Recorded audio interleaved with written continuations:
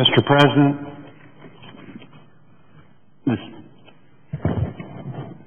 I ask unanimous consent that the quorum call be dispensed with. Without objection, Senator Marshall.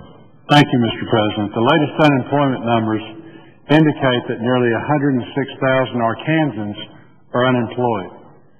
This 7.7% unemployment rate is higher than when the so-called stimulus passed that President Obama and Senate Majority Leader Reid promised would produce jobs for the hardworking Americans.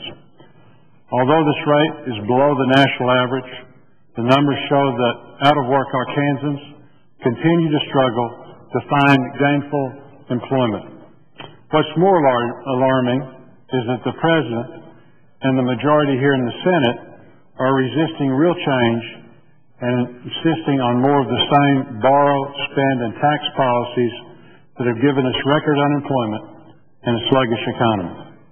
In November, Americans gave a clear sign that job creation needs to be a priority. Unfortunately, the Senate majority and President Obama have failed to prove this is at the top of the agenda. Time and time again, the Senate and our President add to the uncertainty that is stifling job creation. Common sense legislation that would create the conditions for job growth is not brought to the floor. It's not because that the Senate has more pressing issues. There is no excuse as to why its chamber avoids voting on legislative and policy items that will provide real relief for the unemployed, such as the stalled free trade agreements. As news reports have pointed out over the past several weeks, the business in this body is progressing at a historically slow pace. As the Washington Post reported last week, quorum calls are taking up about a third of its time since January, according to the C-SPAN statistics. Americans are tired of the games. They need jobs, and it's our duty to help. Linda from Mountain Home, Arkansas, recently wrote to me asking the same thing that millions of Americans want to know.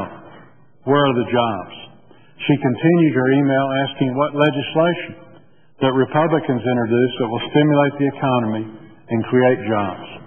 I want to thank Linda for her letter and let her know that my colleagues and I are on the side of the American worker, and that it is evident by the legislation that we've offered.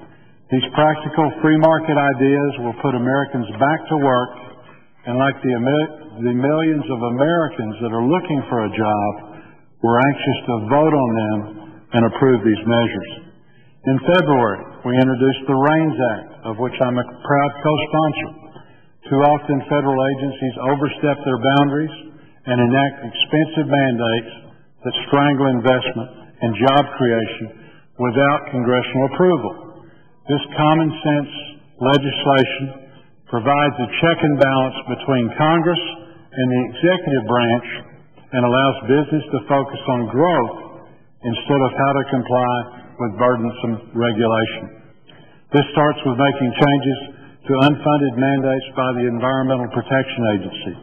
Unnecessary and burdensome regulation imposed on our businesses costs money and costs jobs. EPA has put a target on America's industrial, manufacturing, and agricultural job creators. Clean air, clean water, and conservation are all very important, but the heavy-handed regulations coming from this EPA have little or nothing to do with clean air or clean water. We are witnessing a federal bureaucratic power grab on behalf of a radical, job-destroying agenda. These regulations are making food more expensive, energy more expensive, and gasoline more expensive, and they're driving jobs out of our country. Our competitors are taking our jobs and emitting far more pollution into our atmosphere and oceans than we would here in the United States. Again, it's all pain and no gain. As the administration works to drive up the cost of energy, they seem to forget that a prosperous country is a country that can invest in conservation and protect the environment.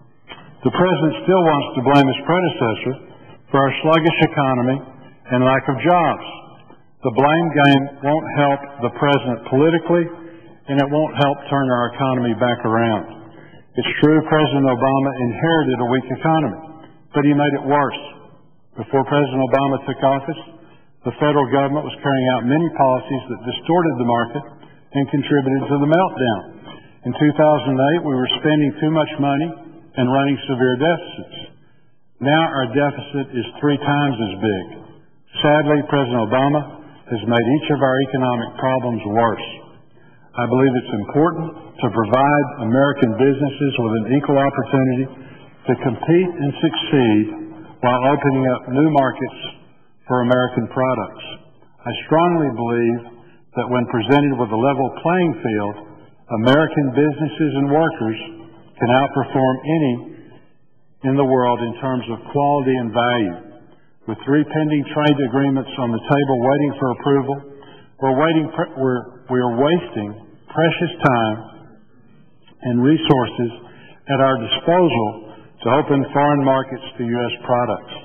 The lack of action on Colombia, Panama, and South Korea, the lack of action on these agreements is concerning. I believe we need to move forward as quickly as possible to ratify these policies.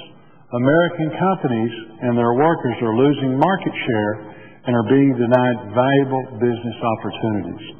That's why one of the first pieces of legislation I co-sponsored as a member of the Senate was Senate Resolution 20, legislation that urges this chamber to consider and approve the pending free trade agreements with these countries.